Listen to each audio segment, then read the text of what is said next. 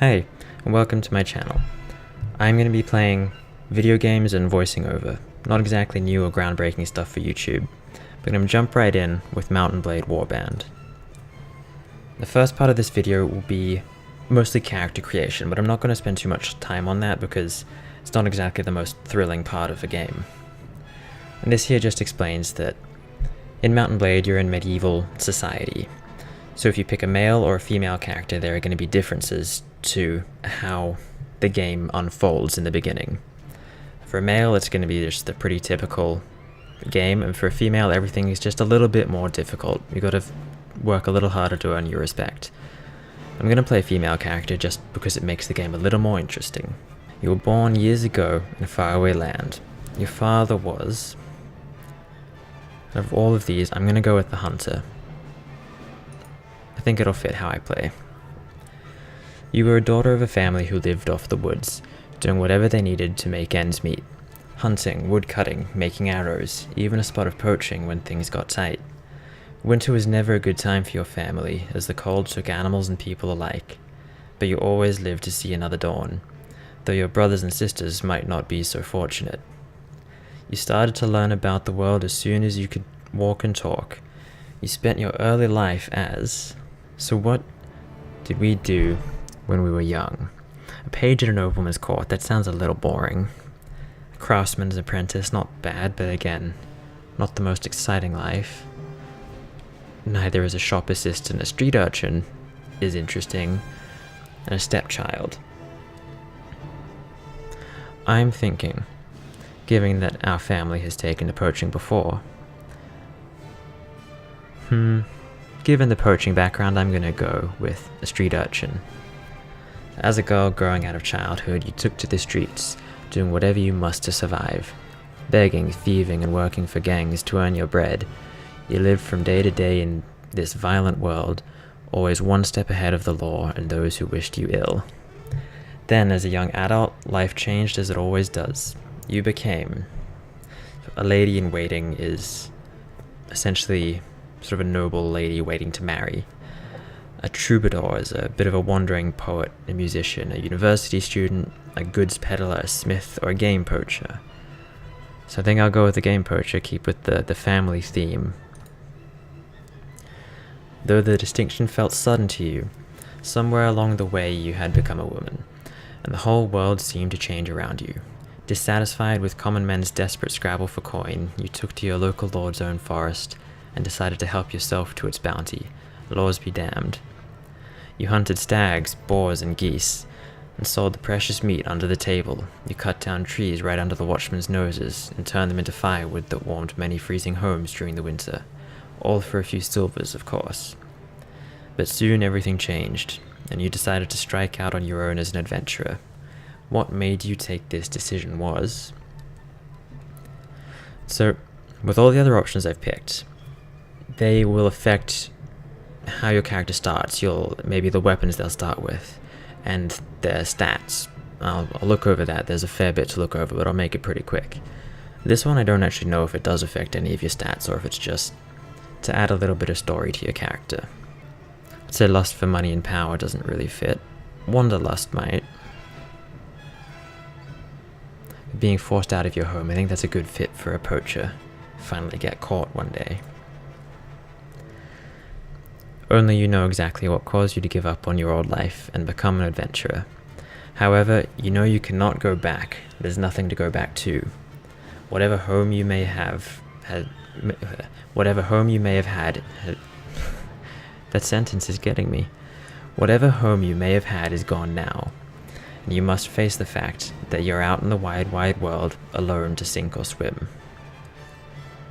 So we're not going to go back. We're going to become an adventurer and ride to your destiny. Sounds a lot more interesting.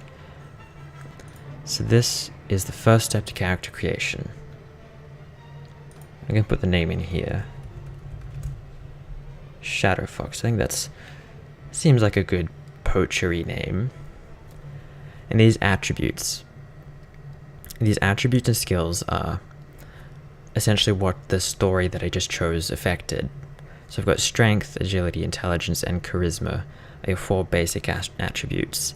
And then all of these skills respond in kind to what you pick over here. Some skills you'll need charisma to increase them, some you'll need intelligence, agility, and strength. I'm not really going to do a full rundown of that because as I play the game, you'll see what happens with the stats and skills depending on what I need to do. That's where the points will go. But first, my charisma is astoundingly low, so I'm going to add to that. I've got 7 skill points. So I'm going to get a point into leadership, and I'll explain what all of these points do as, like I said, as the game goes on and they become more relevant. Power strike, make me hit a little harder. I've got 1 attribute point left. I'm going to put that into strength. So for every 3 points you have in an attribute, that unlocks the next level of skill in each category. So if you're wondering why I can or can't add a skill point, depending on which skill it's relevant to, you see in the top right here, this base attribute is intelligence. Take how many points it has and divide that by 3. So with strength I've got 9, means I can put 3 into skills that require strength, like power strike. But power draw, that is for using bows, so I'm going to put another point into that. That's a good weapon early on, you don't have to get too close and up into the fight to take someone down. I think a little bit of inventory management to carry some more. Persuasion is, on a female character it has its uses, but right now I just don't really care about that. I'm going to put a point into riding and looting. That fits a poacher. And over here in proficiencies, these are just weapon skills, is essentially what they are. Well, it's exactly what they are. You level them up just by using the weapons, but every time you level up, you get some points that you can put into them. So I have to actually use all of my points to continue on from the screen. I'm gonna put them into one-handed. It's a pretty broad category of weapons that fits there. And now we get to character creation. I'm going to cut most of this bit out. Well, actually I'm going to cut all of it out and just show you what happens at the end, because that's a lot of sliders and I don't think it'll be very fun to watch that for 20 minutes. So this is the character. I'll just show the different hairstyles. So as you can see, there aren't that many to choose from. Pick the one with this cool kind of rope braid.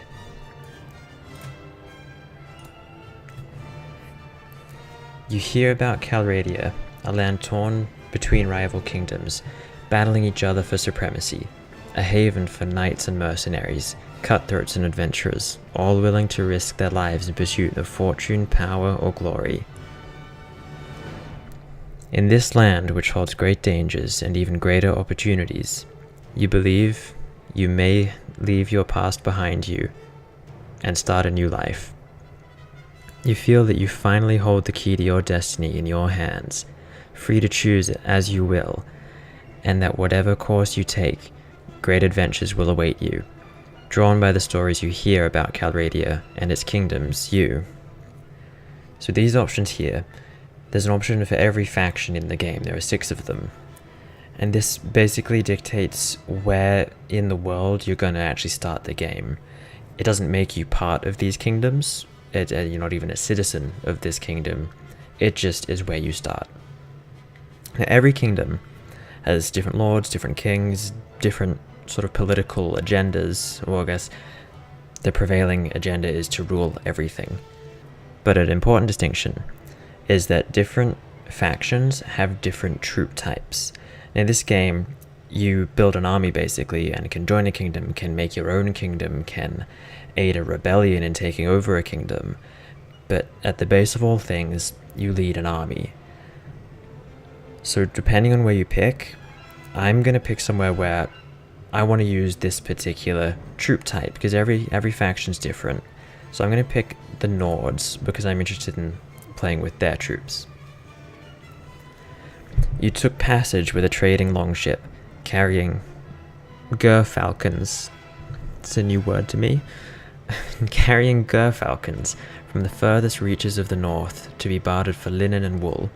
It sailed early in the season, but the master reckons that the risks of drifting ice and late winter storms could be justified by arriving ahead of the sea raiders, who by April would be sailing forth from their island lairs to ravage Calradia's coasts.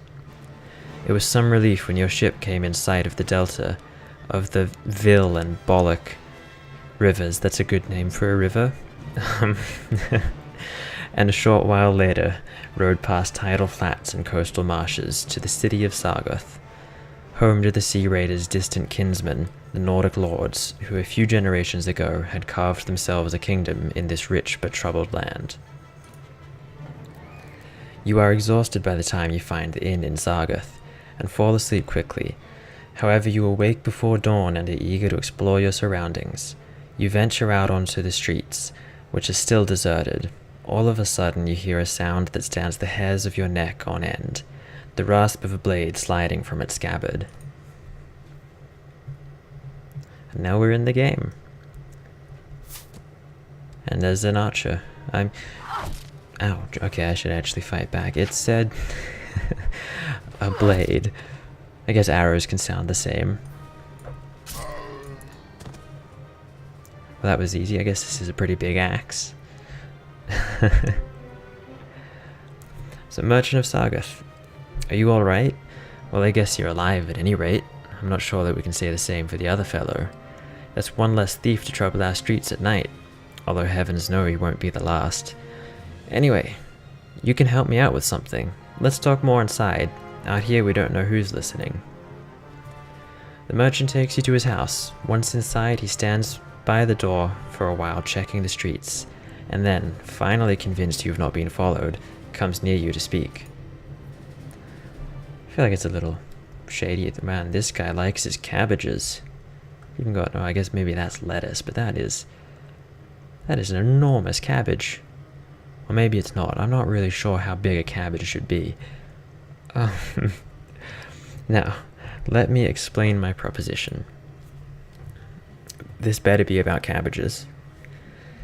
We've always had brigands in the hills, driven to banditry by war, debt, or love of violence.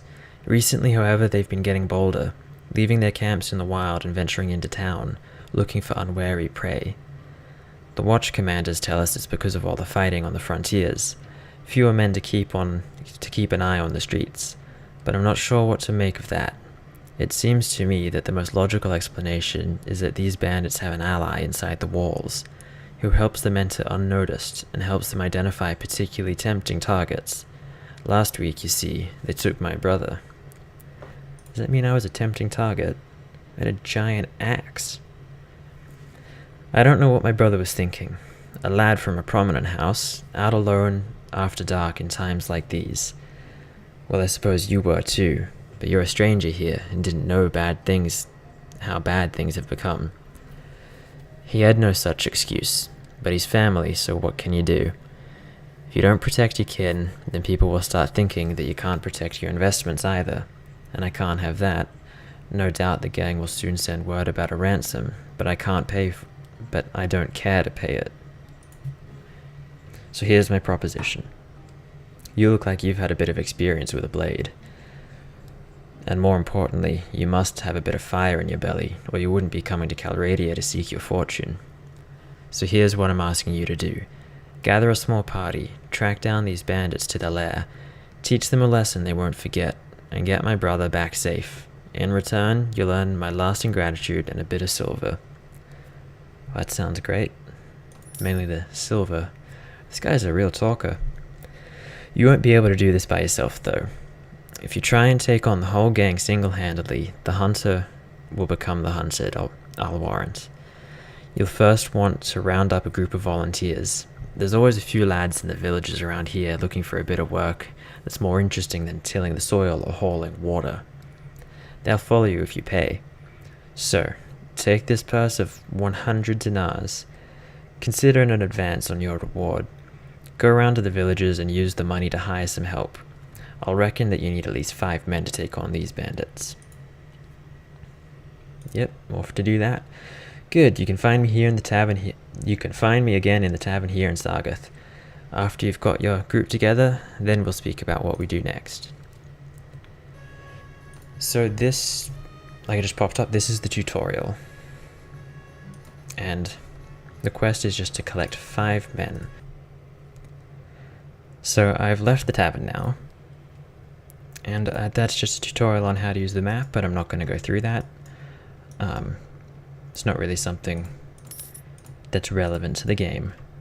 It's mainly just scrolling and moving the mouse around. But I am going to go through and collect these troops. So that's 10, that's definitely enough. And now I'll go back and see the merchant. Visit the tavern, that's where he is. And that's him. Splendid work. You have hired enough men to take on the bandits. Now, travelers entering Sargoth have told us that there is a small group of robbers lurking on the outside of town. I suspect they are all from the same band, the one that took my brother. Hunt them down and defeat them, and make them disclose the location of their lair. Very well. So that is the beginning of Mount & Blade. Next time, we'll get into the fighting of it. Really all we did right now was create a character and take a little look around the world. Sort of getting a feel for the story, and I think the prevailing idea is that you make the story. So next time, we'll see if we can take on these robbers.